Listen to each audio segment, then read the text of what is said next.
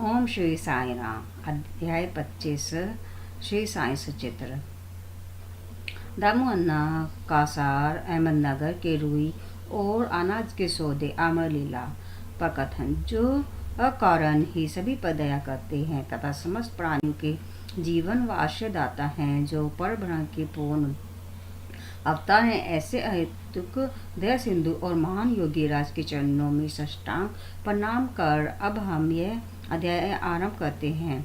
श्री साईं की जय हो। वे संत चूड़ामणि समस्त शुभ कार्यों के उद्गम स्थान और हमारे आत्माराम तथा भक्तों के आश्रयदाता हैं। हम उन साईं बाबा के चरण वंदना करते हैं जिन्होंने अपने जीवन का अंतिम ध्येय प्राप्त कर लिया है। श्री साईं बाबा अनविचरणीय प्रेम स्वरूप हैं। हमें तो केवल उनके चरण कमलों में दृढ़ भक्ति ही रखनी है चाहिए। जब भक्त का विश्वास दृढ़ और भक्ति परिपक्व हो जाती है तो उसका मनोरथ भी शीघ्र ही सफल हो जाता है। जब हेमंत पांडे को साईं चरित्र तथा साईं लीलाओं के रचने की तीव्र उत्कंठा हुई तो बाबा ने तुरंत ही वह पूर्ण कर दी।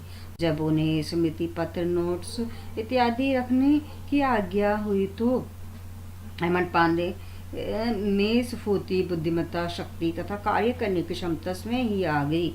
वे कहते हैं कि मैं इस कार्य के सर्वदा योग्य होते हुए भी श्री साईं के शुभ आशीर्वाद से इस कठिन कार्य को पूर्ण करने में सम्मत हो सका। फलस्वरूप यह ग्रंथ श्री साईं सचित्र आप लोगों को उपलब्ध हो सका, जो एक निर्मल स्रोत या चंद्रकांत मणि के ही सदस्य है, जिसमें से सदैव साईं लीला रूपी अमृत झरा करता है, ताकि पाठकगण जी भर कर उसका पान करें। जब भक्त पूर्ण अंतःकरण से श्री साईं बाबा की भक्ति करने लगता है तो बाबा उसके समस्त कष्टों और दुर्भाग्यों को दूर कर स्वयं उसकी रक्षा करने लगते हैं। अहमदनगर के श्री दामोदर सलाम रास ने कासार की निम्नलिखित कथा उपयुक्त कथन की पुष्टि करती है। दामोन्ना पाठकों का सम्मान होगा कि इन महाशय का प्रसंग 6वें अध्याय में शिरडी के रामनवमी उत्सव के प्रसंग में आ चुका है। ये लगभग सन 1895 में शिरडी पधारे थे, जब कि रामनवमी उत्सव का प्रारंभ ही हुआ था, और उसी समय से वे एक जरीदा बढ़िया ध्वज इस अवसर पर भेंट करते तथा वहाँ एकत्रित गरीब भिक्षुकों को भोजन आदि कराया करते थे। दामोन्ना के सौदे।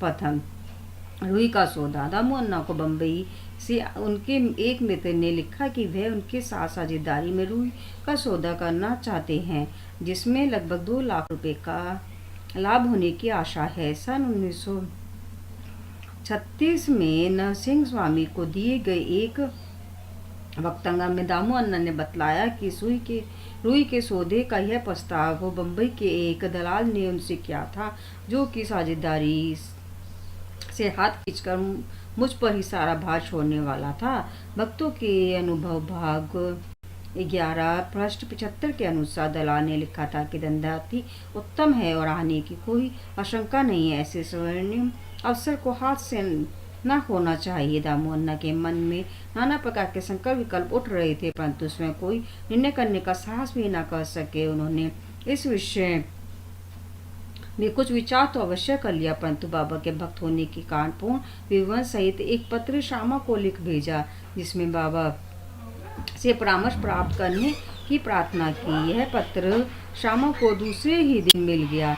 इसे दोपहर के समय मस्जिद में जाकर उन्होंने बाबा के समक्ष रख दिया। श्यामा से बाबा ने पत्र के संबंध में पूछताछ की।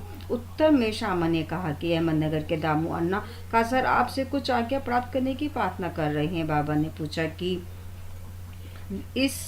वह इस पत्र में क्या लिख रहा है और उसने क्या योजना बनाई है। मुझे तो ऐसा प्रतीत होता है कि वह आकाश को छूना चाहता है। उसे जो कुछ भी भगवत कृपा से प्राप्त है वह उससे संतुष्ट नहीं है। अच्छा, पत्र पढ़कर तो सुना। श्यामा ने कहा, जो कुछ आपने अभी कहा वही तो पत्र में भी लिखा हुआ है। हे देव, आप यहाँ शांत और स्थिर बैठे रहकर भी भक्तों को उद्रेक कर देते हैं, और जब वे अशांत हो जाते हैं तो आप उन्हें आकर्षित कर किसी को प्रत्यक्ष तो किसी को पत्रों द्वारा यहाँ खींच लेते हैं। जब आपको पत्र का आशय विदित ही है तो फिर मुझे पत्र पढ़ने को क्यों विवश कर रहे हो। कर रहे हैं। बाबा कहने लगे कि श्यामा, तुम तो पत्र पढ़ो, मैं तो ऐसी अनाप शब्द बकता हूँ, मुझ पर कौन विश्वास करता है। तब श्यामा ने पत्र पढ़ा और बाबा उसे ध्यानपूर्वक सुनकर चिंतित हो कहने लगे कि मुझे ऐसा प्रतीत होता है कि सेठ दामू अन्ना पागल हो गया है। उसे लिख दो कि उसके घर किसी वस्तु का अभाव नहीं है, इसीलिए उसे आधी रोटी में ही संतोष कर लाखों के चक्कर से दूर ही रहना चाहिए। श्यामा ने उत्तर लिखकर भेज दिया, जिसकी प्रतीक्षा उत्सुकता पूर्वक दामू अन्ना कर रहे थे। पत्र पढ़ते ही लाखों रुपए के लाभ होने की उनकी आशा पर पानी फिर गया।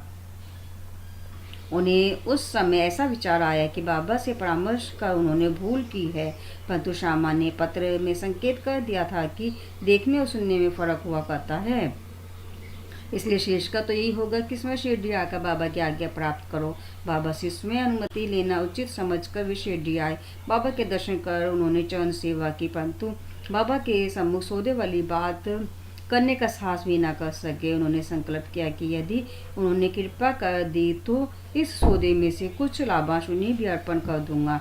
यद्यपि यह विचार दामू अन्ना बड़ी गुप्त रीति से अपने मन में कर रहे थे, तो भी त्रिकालदर्शी बाबा से क्या छिपा रह सकता था। बालक तो मिष्ठान मांगता है, परंतु उसकी माँ उसे कड़वी ही औषधि देती है, क्योंकि मिठाई स्वास्थ्य के लिए हानिकारक होती है, और इस कारण वह बालक के कल्याणार्थ उसे समझा बुझाकर कड़वी औषधि पिला दिया करती है।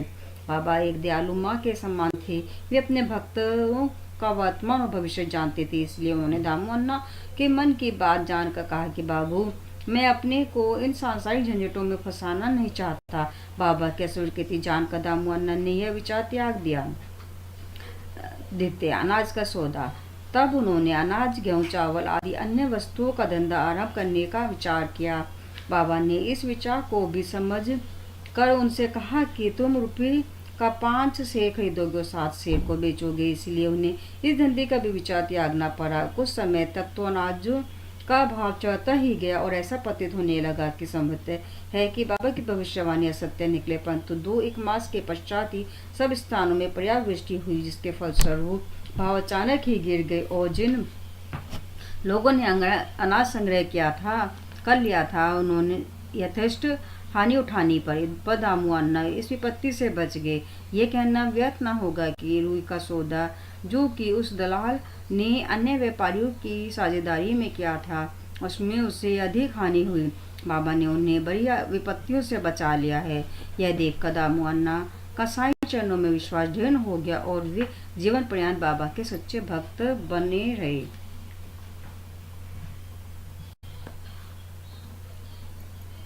आमर लीला। एक बार गोवा के एक मामलेदार ने, जिनका नाम राले था, लगभग 300 आमों का एक पार्सल श्यामा के नाम शिरडी भेजा। पार्सल खोलने पर प्राय सभी आम अच्छे निकले। भक्तों में इनके वितरण का कार्य श्यामा को सौंपा गया। उनमें से बाबा ने 4 आम दामू अन्ना के लिए पृथक निकाल कर रख लिए। दामू अन्ना की 3 स्त्रियां थी, परंतु अपने दिए हुए वक्तव्य में उन्होंने बतलाया था कि उनकी केवल 2 ही स्त्रियां थी। वे संतानहीन थे। इसी कारण उन्होंने अनेक ज्योतिषों से इसका समाधान कराया और स्वयं भी ज्योतिष शास्त्र का थोड़ा सा अध्ययन कर ज्ञात कर लिया था कि जन्म कुंडली में एक पाप ग्रह के स्थित होने के कारण इस जीवन में उन्हें संतान का मुख देखने का कोई योग नहीं है। परंतु बाबा के प्रति तो उनकी अटल श्रद्धा थी। पार्सल मिलने के 2 घंटे पश्चात ही वे भोजनाथ मस्जिद में आए। उन्हें देखकर बाबा कहने लगे कि लोग आमों के लिए चक्कर काट रहे हैं, परंतु ये तो दामू के हैं, जिसके हैं उन्हें ही को खाने दो, मरने दो। इन शब्दों को सुन दामू अन्ना के हृदय पर वज्रघात सा हुआ, परंतु मालसापत्ती शिरडी के एक भक्त ने उन्हें समझाया कि इस मृत्यु शब्द का अर्थ अहंकार के विनाश से है और बाबा के चरणों की कृपा से तो यह वह आशीर्वाद स्वरूप है। तब वे आम खाने को तैयार हो गए। इस पर बाबा ने कहा कि वे तुम न खाओ, उन्हें अपनी छोटी स्त्री को खाने दो। इन आमों के प्रभाव से उसे 4 पुत्र और 4 पुत्रियां उत्पन्न होंगी। यह आज्ञा शिरोधार्य कर उन्होंने वे आम ले जाकर अपनी छोटी स्त्री को दिए। धन्य है श्री साईं बाबा की लीला, जिन्होंने भाग्य विधान पलट कर उन्हें संतान सुख दिया। बाबा की स्वेच्छा से दिए गए वचन सत्य हुए, ज्योतिषियों के नहीं। बाबा के जीवन काल में अनेक उनके शब्दों ने लोगों में अधिक विश्वास और महिमा स्थापित की, परंतु महान आश्चर्य है कि उनके समाधिस्थ होने के उपरांत भी उनका प्रभाव पूर्वत ही है। बाबा ने कहा कि मुझ पर पूर्ण विश्वास रखो, यदि मैं देह त्याग भी कर दूंगा परंतु फिर भी मेरी अस्थियां आशा और विश्वास का संचार करती रहेंगी। केवल मैं ही नहीं, मेरी समाधि भी वार्तालाप करेगी, चलेगी फिरेगी और उन्हें आशा का संदेश पहुंचाती रहेगी। जो अन्य भाव से मेरे शरणागत होंगे, निराश ना होना कि मैं तुमसे विदा हो जाऊंगा। तुम सदैव मेरी अस्थियों को भक्तों के कल्याणार्थ ही चिंतित पाओगे। यदि मेरा निरंतर स्मरण और मुझ पर दृढ़ विश्वास रखोगे तो तुम्हें अधिक लाभ होगा। प्रार्थना। एक प्रार्थना कर हेमंत पांडे यह अध्याय समाप्त करते हैं। हे साईं सद्गुरु, भक्तों के कल्पतरु, हमारी आपसे प्रार्थना है कि आपके अभय चरणों की हमें कभी विस्मृति ना हो। आपके श्री चरण कभी भी हमारी दृष्टि से ओझल ना हो। हम इस जन्म मृत्यु के चक्र से इस संसार में अधिक दुखी हैं। आप दया कर इस चक्र से हमारा शीघ्र उद्धार कर दो। हमारी इंद्रियां जो विषय पदार्थों की ओर आकर्षित हो रही हैं, उनकी भय प्रवृत्ति से रक्षा कर, उन्हें अंतर्मुखी बनाकर हमें आत्मदर्शन के योग्य बना दो। जब तक हमारी इंद्रिय की भयमुखी प्रवृत्ति और चंचल मन पर अंकुश नहीं है, तब तक आत्म साक्षात्कार की हमें कोई आशा नहीं है। हमारे पुत्र और मित्र कोई भी अंत में हमारे काम न आएंगे। हे साईं, हमारे तो एकमात्र तुम ही हो जो हमें मोक्ष और आनंद प्रदान करोगे।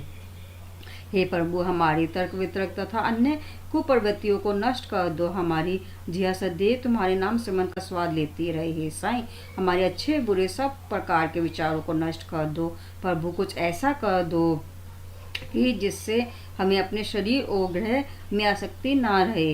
हमारा अहंकार सर्वथा निर्मूल हो जाए और हमें एकमात्र तुम्हारे ही नाम की स्मृति बनी रहे तथा शेष सबका विस्मरण हो जाए। हमारे मन की अशांति को दूर कर उसे स्थिर और शांत करो। हे साईं, यदि तुम हमारे हाथ अपने हाथ में ले लोगे तो अज्ञान रूपी रात्रि का आवरण शीघ्र दूर हो जाएगा और हम तुम्हारे ज्ञान प्रकाश में सुखपूर्वक रन करने लगेंगे। यह तो जो तुम्हारा लीलामृत पान करने का सौभाग्य हमें प्राप्त हुआ तथा जिसने हमें अखंड निद्रा से जागृत कर दिया है, यह तुम्हारी ही कृपा और हमारे गत जन्मों के शुभ कर्मों का ही फल है। विशेष इस संबंध में श्री दामू अन्ना के पूर्व कथन को उदित किया जाता है, जो ध्यान देने योग्य। एक समय जब मैं अन्य लोगों सहित बाबा के श्री चरणों में के समीप बैठा था तो मेरे मन में दो प्रश्न उठे। उन्होंने उनका उत्तर इस प्रकार दिया। जो जन्म समुदाय श्री साईं बाबा के दर्शनार्थ शिरडी आता है, क्या उन सभी को लाभ पहुंचता है? इसका उत्तर उन्होंने उत्तर दिया कि बोल लगे, आम वृक्ष की ओर देखो, यदि सभी बोर फल बन जाएं तो आमों की गणना भी न हो सकेगी। परंतु क्या ऐसा होता है? बहुत से बोर झड़ कर गिर जाते हैं। कुछ फल और बड़े तो भी आंधी के झोंकों से गिरकर नष्ट हो जाते हैं और उनमें से कुछ थोड़े ही शेष रह जाते हैं। देते हैं। दूसरा प्रश्न मेरे स्वयं के विषय में था। यदि बाबा ने निर्वाण लाभ कर लिया तो मैं बिल्कुल ही निराश्रित हो जाऊंगा, तब मेरा क्या होगा? इसका बाबा ने उत्तर दिया कि जब और जहाँ भी तुम मेरा सम्मान करोगे, मैं तुम्हारे साथ ही रहूंगा। इन वचनों को उन्होंने सन 1918 के पूर्व भी निभाया और सन 1918 के पश्चात आज भी निभा रही हैं। वे अभी भी मेरे ही साथ रहकर मेरा पद प्रदर्शन कर रहे हैं। यह घटना लगभग सन 1910-11 की है। उसी समय मेरा भाई मुझसे पृथक हुआ और मेरी बहन की मृत्यु हो गई। मेरे घर में चोरी हुई और पुलिस जांच पड़ताल कर रही थी। इन्हीं सब घटनाओं ने मुझे पागल सा बना दिया था। मेरी बहन का स्वर्गवास होने के कारण मेरे दुखों का पारावार न रहा और जब मैं बाबा की शरण गया तो उन्होंने अपने मधुर उपदेशों से मुझे सांत्वना देकर अप्पा कुलकर्णी के घर पूर्णपुरी खिलाई तथा मेरे मस्तक पर चंदन लगाया। जब मेरे घर चोरी हुई और मेरी ही एक 30 वर्षीय मित्र ने मेरी स्त्री के गहनों का संदूक जिसमें मंगलसूत्र और नथ आदि थे चुरा लिए, तब मैंने बाबा के चित्र के समक्ष रुदन किया और उसके दूसरे ही दिन वह व्यक्ति इसमें गहनों का संदूक मुझे लौटाकर क्षमा प्रार्थना करने लगा। श्री सद्गुरु साईनाथ परमहंस शुभम भवतु।